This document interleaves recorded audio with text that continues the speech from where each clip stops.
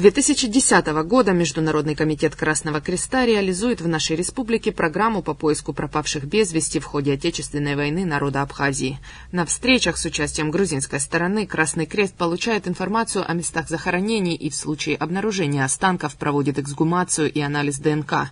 Первая масштабная эксгумация состоялась в 2013 году в столичном парке Славы.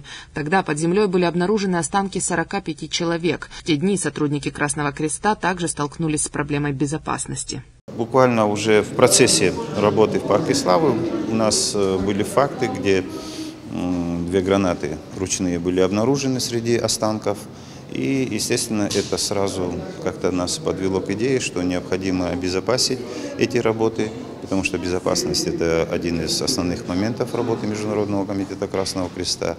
И вот эти годы уже мы обращались к гуманитарной организации «Холотраст», которая помогала нам своими специалистами при проведении работ по раскопкам. Последующие годы показали, что присутствие пиротехников на эксгумации обязательно. Помимо патронов и гранат находили снаряды, взрыватели. Спустя некоторое время поняли, неплохо было бы привлечь к поисковым операциям абхазских спасателей. Мы согласование, руководством республики и также уже непосредственно после бесед в Министерстве по чрезвычайным ситуациям мы увидели полное взаимопонимание и желание как-то помочь нам в этом вопросе.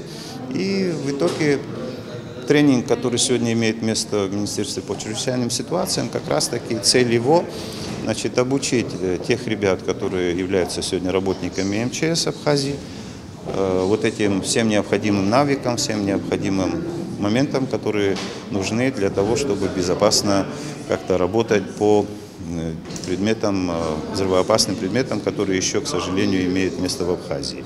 Для участия в тренингах Красного Креста отобрали 7 сотрудников МЧС. Часть из них из Ачамчирского гарнизона, часть из пиротехнического отдела «Центр Пламя». Заместитель министра по чрезвычайным ситуациям Садбей Гиндия отмечает, для наших сотрудников это отличная возможность повысить свою квалификацию, работая в одной команде со специалистами международного уровня. Наша задача сегодня, вы программу знаете, это идет программа по поиску пропавших без вести. Да, это главная цель для нас, так как и во время войны были без вести пропавшие и абхазцы.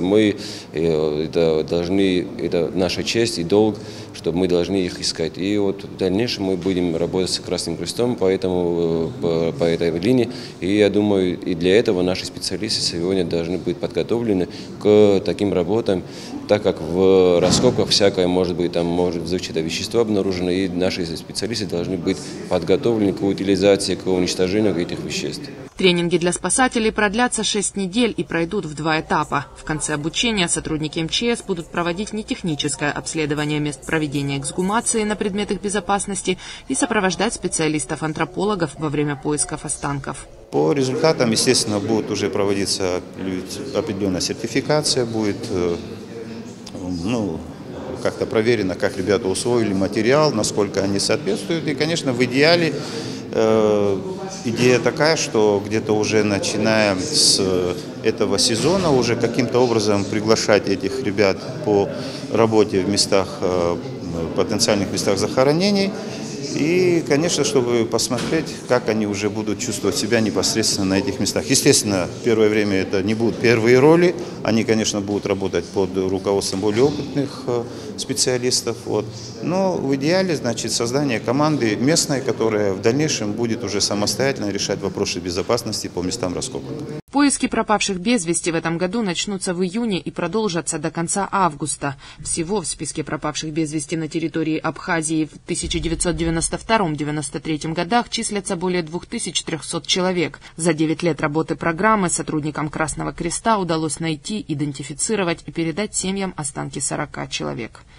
Надежда Боровикова, Торник Амичба, Абаза ТВ.